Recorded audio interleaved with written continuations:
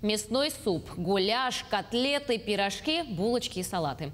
Это далеко не весь ассортимент блюд, которые повара готовят в школьных столовых. С началом нового учебного года организация горячего питания выходит на первый план. Сейчас в республике одноразовым питанием обеспечивается 98%, то есть 145 тысяч учащихся. Из них 64 тысячи младшеклассников питаются бесплатно. Стоимость питания одного ученика начального звена составляет 102 рубля. Для организации в этом году предусмотрено 1 миллиард 60 миллионов рублей.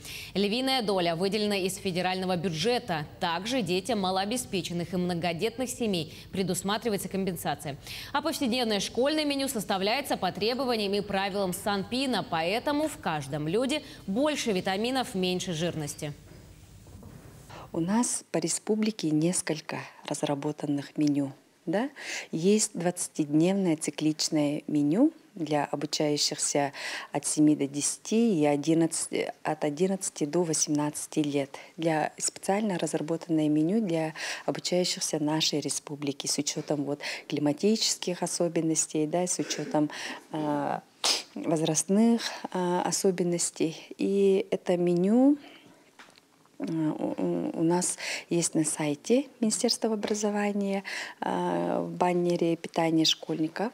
И общеобразовательные организации на основании этого меню могут разрабатывать свое меню.